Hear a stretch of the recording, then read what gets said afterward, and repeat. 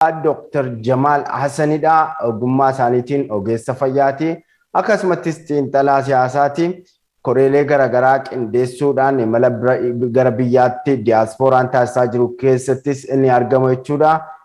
Dhimmoota garaagaraa irratti kan waliin mari'annu ta'an gaxumuraatti nu faana tura. Baga nagaan toora teekinooloojii kanarra dhuftan Dr. Jamal.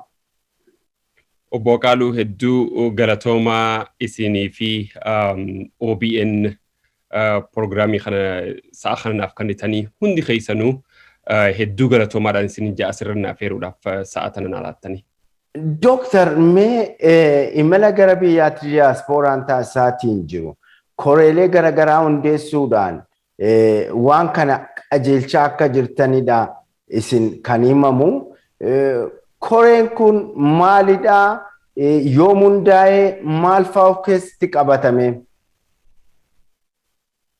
Obbo Qaaluu hedduu galatoomii koreen biyya alaarraa gara biyyaa deemu jiru kuni akkuma namni hundi beeku muummichi ministeera Prime Minister of Ethiopia Dr. Abiy Ahmed sabaa fi sablammii Itoophiyaadhaa hunda afeere jechuudha. Gara biyya teessanii koottaadhaa biyya teessan visit godhaadhaa je'eeti nama hedduu afeere jechuudha.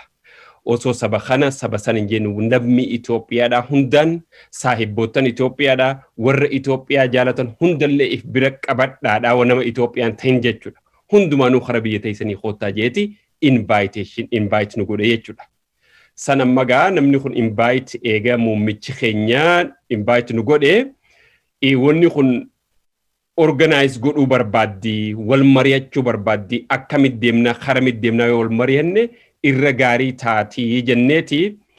Asirraa nuti makka fakkeenyaaf akka Oromootti, akka ijoollee Oromootti anaa fi obbo Korsoo Koojiitii fi Aadde Birhaanedha. Aadde Birhaanee beekaa galatooti Ameerikaa keessa. Walit dhufnee gaa amma meen wanni waan kana organize akka gaarii godhee gartee guddaan dura taa'u tokko maasis Kapteen Abiy isaatutu inni DC jiraata. Namni kun nama Itoophiyaati.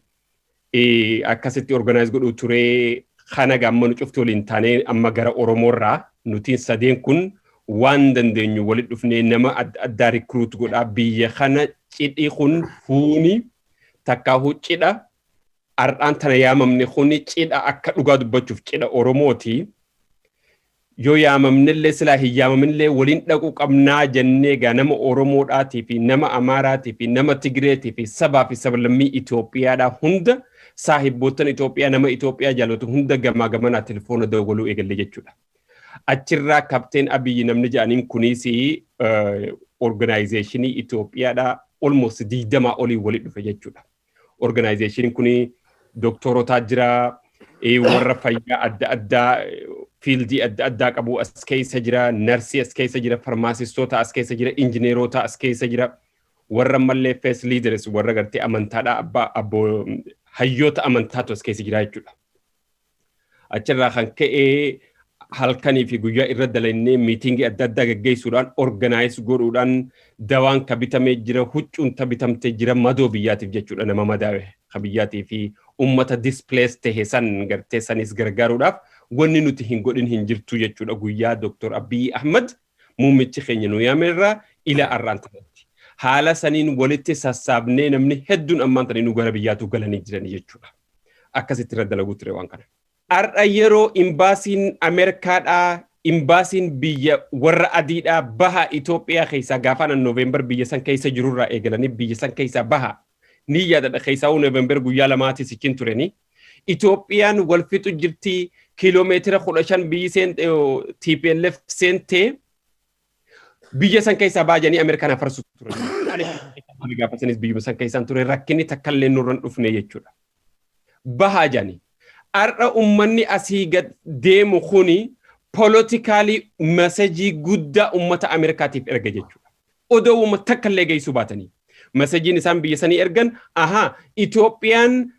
Itoophiyaa nuti gartee kuffisuu dandeenyu miti, sodaachisuu dandeenyu miti, Itoophiyaa nuti biddeenaan bituu dandeenyu miti, Itoophiyaa nuti sadaqaan bituu dandeenyu miti, doktorota isaanii, profeesaroota isaanii, injineerota isaanii ka Ameerikaa keessa jiruutu Direct biyya isaanii hoggaan nuti uummata keenyaan bahaa jennu isaan dhaqu jiranidha. Dhaamsi kuni politically very important hedduu jabaadha jechuudha. Kan lammadaati asirraa namni tokko hoggaa ka'ee deemee dhaqee ikonomii biyya sanii hanga buusti godhu hanga ol guddisuu jira. Ana makka nama tokkotti biyya san dhaqee maallaqaan an fixee dhufee rabbuma qofaa beekaa jechuudha. Maallaqa guddaan fixee gale. Maallaqni sun eessa dhume reestooraantii Itoophiyaa keessa dhaqeetiin nyaata nama Itoophiyaa irraa waan hin bibbitadhu isaan irraa hin bitadha circle ta'a jechuudha from the economic point of view.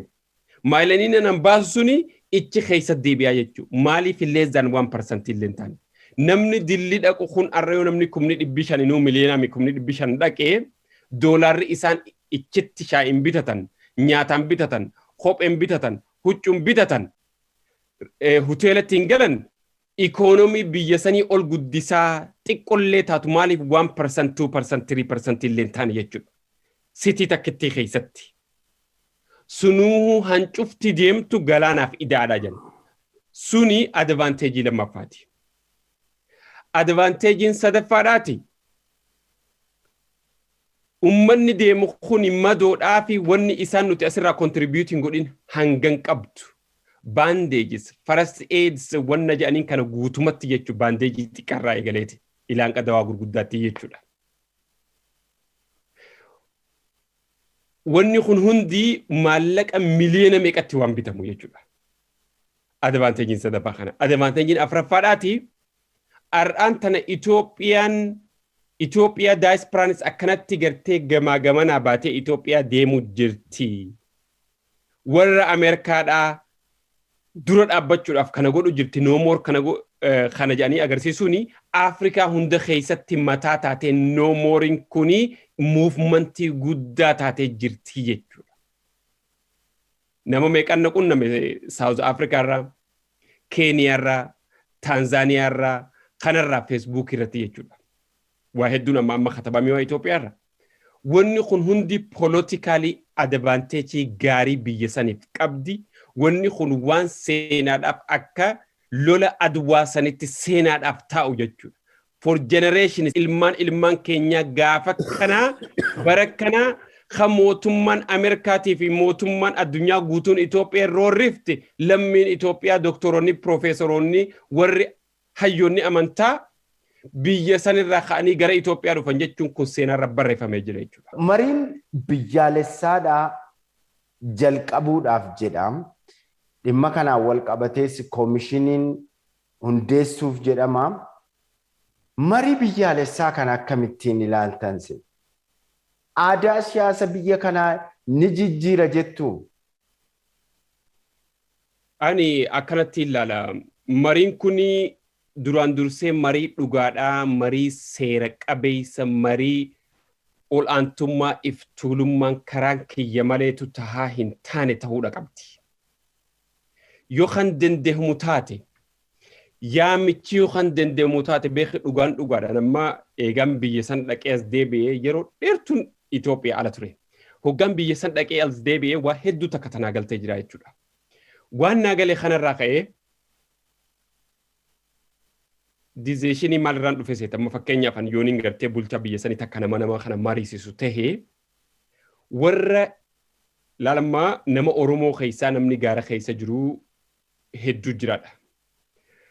Yoo kan dandeemu taate hanga warra gaara keessa jirurraa ka capital city keessa jiruun ka baadiyyaa Wallaggaa keessa baadiyyaa Harargee baadiyyaa Arsii baadiyyaa Jimmaa baadiyyaa Walloo baadiyyaa Wallaggaa baadiyyaa Booranaa ta Gujii ta Gondar ta Goojjam keessa jiru kan hunda wali qabanii fidanii mataa biyya hunda wali qaban jechuu xiyyaa miti mataa keessa jira biyya tana keessa matootii tana wali qabanii fidanii waliin ta'anii osoo tuffiin hin jirree akka dhugaatti mari'atanii akka haqaatti mari'atanii warri gaara keessa jiru keessaahu ummanni Oromoodhaa ka gaara keessa jiru kun amma this is my opinion. Osoo akkanuma wanna ta'uun ta'in jara kana hoo akkami dhugumaan waan isaan keessa jiru tana maali wanni isaan gaara keessa galchee dhugumaan waan garaa keessaa dhufe mari'achuudhaan gartee osoo jaraas naafi ati immoo wal mari'achuudhaaf akkuma ati jette dhibbarraa dhibbatti naafi ati gartee wal jaalanna jechuudha miti. Naafi haati mana kiyyaa naafi ilmaan mana kiyyaa dhibbarraa dhibba walii galla jechuun waa hundarratti. Garuu compromise, communication, compromise, collaboration waa sadeen kana jechuudha. Communication, collaboration and compromise. Fakkeenyaaf abaluu tokko kan inni akka malee jibbuu jira gaara kana keessa ture. Garuu inni sunis akkasuma na jibbaa beekan maaliif inni gaara keessa ture ila ammaa jira. Bias and prejudice waan janiin ifi qabadhee isa arkuu dandeehuudhaan qaba. Ani ammoo kiiloo 4 kiiloo keessa yoon hin jiraadhe osuma akkasi jibbaa naa qabu maaliif namni kun amata dila kana xaaree ja'anii dhugaadhaan akkasi yoo dhufan wanni mariidhaan hin furamne addunyaa kanarra ni jirti jee hin amanuun. Garuu gaafa mari'atamu iftuulummaan hafuudha qaba. Jibbaan wal ajjeefanaadhaatis hafuudha qaba. Jalasii wanni jan hinaaffaan hafuudha qaba. Gandummaa fi naannummaan hafuudha qaba jechuudha. Yoo akkasi dhugummaan dhufanii ta'anii mari'atan wanni hin hiikamne hin jirtu je'eetiin ahaddii piroomiisa nama hundaa seena maaliif yoo ka'e taate anama bakkaan an dalagu kanatti nama muslimaa gurraacha ta'e muslimni gurraachi Itoophiyaa irraa dhufe har'a qallaadhaa dheeraan ana qofa. Laalamma kaaraakteruma kiyya kanaaf ka hedduu na jibbuu jiru manni kun. Garuu iskiilii nan qabuuf wanna kaampaanii kana hospitaala kana ni guddisee jechuudhaaf daayireektara tahee wannichi taanii na filatanii 99.9% adiin na filatee fi barna jaalataniiti miti. Anatti fayyadamuudhaaf jechuudha. So akkas tahuu dandeehuudha qaba biyya teenya keessatti. Namni kuni dullacha maaltu aachisaa jennaan yooma garaa jiruu jani. Namni akkanuma fedhee ka'ee gartee wannan ju'u beekadhu gaara keessa jiruusi. Baadiyyaa keessa jiruusi. So mariin tun marii dhugaa taatee dhuguma mari'atamuu dandeehuudha qabdan sanittiin amanaa beekadhu. Hangasi. Diyaaspooraan biyya ijaaruu keessatti gahee olaanaa isaa gumaachaa kanas immoo lammiilee biyyoota kanneen akka Chaayinaa, Kooriyaa Kibbaa, Hindi biyyoota Afrikaa keessaas kan akka Gaanaa fa'aa fudhachuu ni dandeenya jechuudha. Warreen diyaaspooraa ta'anii ijaarsa biyya isaanii keessatti addummaan hirmaachuudhaan biyya isaanii gara sadarkaa olaanaatti tarkaanfachiisan jechuudha. Diyaaspooraan Itoophiyaas waan kana jalqabeetiin jira. Karaa seera qabeessaan birrii remittance jedhan sana erguu maallaqa isaa gumaachuun yeroo rakkootti biyya isaa bira dhaabbachuu. Ammas immoo ministeerri muummee Dr. Abiy Ahmed waamicha isaan dhiyeessaniin diyaaspooraan miiliyoona 1 ta'an jechuudha gara biyyaa dhufaa akka jiranidha kan beekamu. Egaa kun sadarkaadhaan gaggeeffamaatiin jira. Yeroon kun yeroo weerara vaayirasii koronaa ta'us asittis achittis wantoonni tokko mudachuu ni danda'a jechuudha. Biyyoonni amma fakkeenyaaf viizaa fa'aa dhorkan jiraachuu mala. Garuu walumaa galatti diyaaspooraan Itoophiyaadhaa yeroo biyya dhufeetiin jedhu simannaa waanis taasifameefii jira. Itoophiyaanis waan dandeessu hundaan keessummeessaatiin jirti. Turtii asitti taasisaniin maal gochuudha qabu jettu isin Dr. Jamaal? Ani akka mataa kiyyaatti duraan dursee wanni jabduun wanni asirraa diasporaan godhuu danda'u warrichi dhaqu kuni maaliif biyya alaa kana waliin beeyna namni hundi biyya alaa kana keessatti by the way statistically warrummaan Ameerikaa guutuu keessa jiraatu 85% jechuudha. Harki 85 nama paycheck to paycheck jiraatu jechuudha. Warruma adiis dabalateen. So moggaa diaspora jan akka gartee yeroo guddaa wanni jani beektaa waan guddoo akkasitti namni keenya ilaaluun qabu.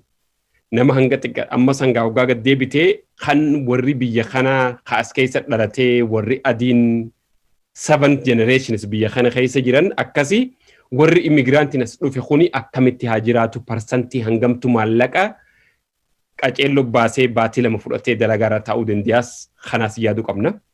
Wanni jechuu barbaade asirratti ummanni asirraa deemu kun yoo kan guddate torbaan lama ta'an torbaan sadi ta'an baatii ol ta'uu danda'u less than 1% natti fakkaatti. Hoggaa lalluu jechuudha. Hoggaa akka ikoonomii biyya Ameerikaatii fi akkaataa jiruu fi jireenya Ameerikaadhaa lalluu jechuudha. Garuu hangachi keessa jiran wanni gaariin wanni takka ta'e isaan godhuu danda'an waa'ee poolitikaa biyya sanirraa walaba ta'uudha. Warri daayisporaa warri amma deemaa dhaqu kun waan biyya poolitikaali yoo walabarraa ta'an gaariidha keessaa hoo warri mafisis godhu jiru jechuudha. Kan lamadaa maallaqa kan hoggaa sharafatan amma gaafa namni ichi jiru dhugaa dubbachuuf akkuma dhugaatti beekadhu. Namni 99.9% oduma walii himnuutu aluma dhaqanii sharafatanii jechuu black marketii. Osoo TV irraa illee numaasoo jirru osoo achumatti illee wal gorsinu jechuudha. Kabaankiidhaa kun hedduu gadi bu'aadhaa kun ol kaadhaa beekta. Saniif oriyanii namni kun marketii kana oriyanii. I don't blame them sometimes maaliif akkuma jenne kana jiruun biyya kanaa jajjabduudha gartee keessaa yoo dalagaa highly professional taate harkaan qabanne hedduu jabaatti. Hanga dandeenyetti immoo warri danda'u warri kaapitaala wayyaa harka qabatee biyya san dhaqee black marketii irraa if qusachuu danda'udha. Maaliif sharafa isaanii daayireektuma wannatti yoo sharafatan baankii Itoophiyaatti yoo sharafatan ikoonomii biyya sanii xiqqoo ol kaasaa jeetiin abdii qaba. Yaa ummanni Itoophiyaadhaa dhugaa dubbachuufan gaafan biyya san dhaqe hedduun gaddee everyday guyyaa imimmaan irraan dhufin hin jiru. Yoo dhugaa taate beektan maaliif biyya san dhaqaa'uu hoggitti kan hin jira mataalee ni dhukkube. Warri daayisporaa dheexan warri afaan kiyya kana dhageessan obboleeyyan kiyya. Hoggaa mana nyaataa dheexan biyya Ameerikaattis baramee jira. Yoo qarshii diitatu $100 waa bitattu TP yaniiti parsantii 20 namaa kanan jechuun biyya Ameerikaatti 10 ilaa 20 namaa kanan. Hanga dandeessanitti nama sirraa fudhatan raayidii hawlii gadi isinii oofu mana nyaataa hoggaa dheexan ijoolleen tuni warri as keessa dalagu kuni maallaqa xiqqaan dalagane TP kannaa fi gammachiisa. Kun namni dandeessanii akkasi dandeessan nama rakkataa gartee wayillee godhuuf yaada. Maaliif guyyaa ati nama tokkoof waa goote namni tokkichi ati waa gooteef suni maybe amata 5-6 booda waa meeqa waa guddoo godhee nama san maallaqallee wanni guddaa godhuuf danda'u mala. Fakkeenya tokkoon siima. An dalagaadhaa fi nama 4 dura Taanzaaniyaa dhaqe. Nama wayii tokkoon gargaaree $450 qofaan kanneef jechuudha. Maala inni sun maallaqa Taanzaaniyaatti maallaqa guddaadha. Dheengadallee footoo san maxxanseetiin jira beekta. Namni sun amma abbaa qabeenyaa taheeti nama Taanzaaniyaa keessa maallaquma saniin nama 150 ol dalaysiisa jechuudha. Namni tokkichiin gargaaree jechuudha maallaqa xiqqaa tokko ni beekadhu. So wanni akkasii hoggaan Itoophiyaa dhaqe kan hin godhellee ni jira jechuudha. Yoo akkasitti nama gartee buna karaarra taa'ee gurguratu kana waa itti kanitee akka buna san ol guddifattee wanna gootu ati carraa taatee fi namni kun booda ol guddatee amata 5 fi 6 booda namni atirra gargaartee dhufte kun maallaqa xiqqaadhaan gargaarte $500 $600 gargaarte amata 5-6 booda abbaa qabeenyaa haadha qabeenyaa guddoo taatee nama 200 nama 300 dalaysiisuu malaa jechuudha. Hanqa dandeenyutti warri asirraa biyya kanarraa dhaynu wanni akkasii rahmata olii godhuu wal gargaaruu harka wal qabuu kana gartee kana dhaamsi kiyya kan hin jiru warra daayisporaatiif kan galmaan hima. Mee keessumaa dooktar isinillee biyya dhuftaniitiin jirtu haala biyyaa kana akkamitti ilaaltan waggaa dheeraan booda gara biyyaatti deebitan waan ta'eef? Ani haalli biyya sanii waa hedduu kana na gammachiises ni jira. Waa hedduu kaniin itti irraa hin gammadinis ni jira. Fakkeenyaaf gaafaan biyya san irraa bahu biyya arrallee wanni markaattu harar hotel jedhee hotel tokko keessa bulle namni Oromoodhaa kun ka ichuu deemtee nama Oromoodhaa ka haasoo afaan Oromoo haasoo sin agartu jechuudha. Hedduu nu jajjabaatee jechuu barbaadeeti guyyaa 9 keessa bulle gaafaan biyya san irraa deemu turte arraa miti. So ammoo hoggaan asii ka'ee biyya gaddeebu. Directii airport irraa akkuma jiraniin namni kun warri naannoo Oromiyaa bulchuu dhibbarraa dhibbatti dhufanii namni Oromoodhaan nu qunnamee jechuudha nama hedduun dhaynee nu qeebalanii nu geessanii bakka teenyu san buuneetii ichi boodallee magaalaa keessaa soggaa'ee yaanu nama Oromoo nama afaan Oromoo haasa'u idda hedduutti hin argee jechuudha. Suni jijjiirama guddaadha. Waan hedduu nama gammachiisu. Maaliif biyyi suni biyya maajoritiin nama Oromoo keessa jira. So biyya san keessatti gaafumaan an silaa dura deemuu namni afaan Oromoo haasa'u jiraachuun malee jechuudha. Garuu katasaa tahee sirna dabreerraan turre jechuudha. Ammoo inni hedduu na gammachiise san ijoollee taaksii olii ganna oofan illee ijoollee hedduutu afaan Oromoo haasa'anii arge. Kan lamadaa biyya san keessa namni barate nama hedduu jira. Gaafa nam biyya san irraa deeme dhugaa dubbachuuf namni dilas sadarkaa yuunivarsiitii fa'aa barate dilas hin jiru jechuudha.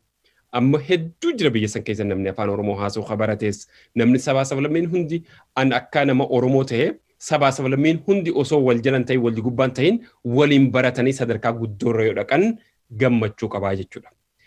Garuu kan na gaddisiise tokko maal yoo jennu taate biyya san keessatti maajoritiin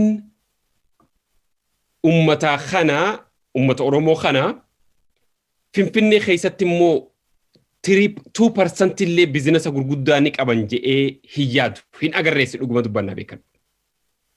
Akkamiin sadarkaa sanirra gahuu dandeenyees waan hedduu na gaddisiise. Amma biyya Ameerikaa kana yoo halaalu taate nama hunda warra Italian American, German American, African American waluma jala garta jechuudha. Sadarkaa waluma jala garta.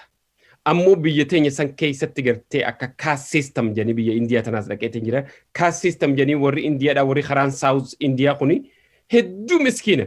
Warri Northern kun waa hunda isaanii qaba jechuudha. Amma biyya san keessatti wani na dhaqee qabeenyaan namni sabni guddaan kuni capital guddoo san keessatti lafa jiraachuudhaan argee jechuudha. So kanallee kamitti if jijjiirraa, kanallee kamii waliin taanee dalaynee, sabuma biraatii wajjillee walii daanee dalaynee ikonomikaalii guddannaa jechuun hedduu barbaachisaadha. Waan akkasii gartee ammata xiqqaa boodiyoon hin deebi'e namni keenya sadarkaa gaariirra argamuudha qabaadha. Kan inni ammaan tana dubbadhu sanirraa hedduun gaddee. Naannoo baadiyyaa keessaa soggaan deeme waniin an arkee namni keenya akkumaan gaafaan an dura bahee sanii jiran miskiinummaa inumaa irra miskiina jechuudha. Amma naannoo inni gara an irraa dhufee sun faanii gara ragee kana dur at least namni gartee horiillee qabaateeti jiruu fi jireenya gaarii jiraata gaafaan an deemsan. Amma jirumaa fi jireenya kanaa dadhabanii jiran namni dhugaan dhugaadhaa beekadhu. Naannoo baadiyyaa keessa soggaan deeme waan sun inni arkee waan sanis akkamii jijjiirraa akkamitti ummata kana gartee abbaa qabeenyaa godhuu dandeenyaa irratti walii gallee yoo dalayne amma communicationii warri politikaadhaan walii ta'uun kuni waan sun faadha gartee solvi godhaa deemaa je'etiin yaada jechuudha. Biyyi suni sabaa fi sablammiin hundi jireenya gaarii jiraachuu qabanidha akkanan yaadutti. Osoo sabni Oromoo qoftiin takka sabni Amaaraa qoftiin hin jenne sabaa sablammiin biyya sanii wal faana ajjechuu danda'uudha qabani. Biyya san keessatti jiruu gaarii jiraachuu qabanin jaa. Kan lammadaa tokko komantii asirra wanni godhuu barbaadu. Afaan Oromoodhaa kuni afaan akkasii afaan mootummaan hin goone kana kan afaan namni afaan kee akka guddatu godhu mootummaadhaa miti uummata keenya. Namatti haasa'u jechuudha. Namni magaalaa keessa jiru namni Oromootu afaan diduu ardhumaan tanaa hooyi jechuudha. Irra caalaa afaan biraa haasa'uu barbaadan uummanni keenya. Osoo namni isaan foorsi godhu hin jiraatin jechuudha. Akka yoo namni afaan Oromoodhaa dhaabbattee haasa'u inferior to the second person nama afaan Amaaraa haasa'utti akkas ilaalan mentaalitiin Oromoo kanummaan barate ka PhD qabu ka MD qabu meeqaan arke waan kanarra interview godhe. So second inferiority san keessa bahuu danda'uudha qabdanii jechuudha. Hanga inferiority san keessa jalummaa san keessa baatee bakka dheetu hundatti iftaatee haasoytee deemtutti namni sadarkaa afaan kee fuudhee si geessu hin jiru. Ofiisa meeqa keessaan dhaqee arge. Doktorota meeqa keessaan warra ibin asirraa biyya san vizitii dhaqan jechuudha. Anuma waa hedduu kana keessa deemnee haasa'uu ni dandeenya. So ifitti boonaadhaa afaan keessan ifitti boonaadhaa haasawaadhaa hanga nuti itti gammannee iftaanee haasa'u nutti namni tokkollee namni kun afaan keeti jee sadarkaa san si geessuu hin danda'u jechuudha. So ani fakkeenya hedduun qaba waan kanarratti wanni kun waan kitaaba mataa ifii irraa katamu danda'u beektaa nama ajaa'ibsiisa. So iftaha uummanni keenya iftahuu qabdan dura nama biraatti qubalaachuurra iftahuu qabdan warri asirraa Ameerikaarraa Awustiraaliyaarraa Kanaadaarraa gad deemtanii fi warri biyya san keessa dhalattanii jirtanis dura iftahaadhaa mataa keessan sami qabaadhaa dubbadhaa eegas booda kabajaa isinii maltu namni biraalleen isinii kana jechuudha. Angasmaan dubbadha kanarratti. Waraana keessaa falaan Itoophiyaa irratti baname baraaruudhaaf diyaaspooraan tumsa olaanaa taasisaatiin jira. Kanas maallaqaan, qabeenya isaan, beekumsa isaan waan qabuun biyya isaa bira dhaabbachaatiin jira. Waraana kanaan booda maal ta'uutiin qaba jettu tumsi jalqabame kun fiixaan akka ba'uuf. Tumsi amma jalqabame kun fiixaan bahee Itoophiyaa gaarii, Itoophiyaa sabaa fi sablammiif taatu, Itoophiyaa badhaatu, Itoophiyaa nagayaa, Itoophiyaa dhugaan dimokiraasiin keessatti gadi dhaabbatte dhaabuudhaaf eega lolli kun dhibbarraa fi dhibbatti xumurame wanti namni godhuu qabu ummanni keenya sabaa fi sablammiin hundi walitti dhufanii keessaahuu hayyoonni siyaasaadhaa ka biyya san keessa jiru hundi gaafa teebila irra taa'anii mari'achuu danda'an rakkinni biyya sanii hiikkachaa furamaa deema jechuudha. Ka politikaalii dhiha jiruus baha jiruus seentiraala warri jiruus kaabaa fi kibba ka jiruus walitti dhufee waliin taa'ee mari'achuudha qaba. Waa'ee ikoonoomii biyya sanii irratti, waa'ee nageenya biyya sanii irratti, waa'ee liidarshiipii fi edukeeshinii biyya san irratti teknoolojii biyya san irratti gaafa dhufanii gatta'anii waliin mari'atan biyya san guddisanii biyya san akka biyya Dubaay akka biyya Ameerikaa kana within 10 years ni godhanii jeetiin abdii qabaa jechuudha. Keessaa'u hayyoonni Oromoodhaati. Ganda xiqqaarraa osoo hin tuffatamne baadiyyaa xiqqoorraa ilaa hanga magaalaa guddootti warri jiran dhufanii waliin mari'achuu danda'uudha qaban. Politikaalii bakka fedhanaa jiraatanii. Arra Ameerikaa keessatti politikaalii namni hundi Joo Baayiden hin deeggaru. Namni hundi Joo Baayiden deeggaruutti hin jiru jechuudha. Garuu waa'ee dhimma Ameerikaa irratti, waa'ee fayyaa irratti, waa'ee Ameerikaa guddisuu irratti, qabeenya Ameerikaa horsiisuu irratti, dimokiraasii Ameerikaa irratti hundi waliin tahaniiti dibbeetii godhanii teebila tokkorra waliin ta'anii biyya kana guddisuu jiranii jechuudha. Itoophiyaanonni Oromoodhaan eegalee Amaaraa fi Guraagee Somaalee Sidaama kan baata sabaa fi sablammiin biyya san keessatti argamtu cufti waliin dhufanii mari'achuu danda'u. Yoo akka biyya tana fuula ofnee guddifna jechuun dhugaa dubbachuuf hedduu jabaatti dhaamsi kiyya guddaan kana waliin dhufanii mari'achuu danda'uudha qaban. Karaan kiyya qofaatti haadhaa miti. Karuma Jamaal jee qofaata, karuma Aqaaluun jee qofaata, karuma Kuun jee qofaata yoo jennu taate biyya tana wal harka diigaa deemna akkuma baramte jechuudha.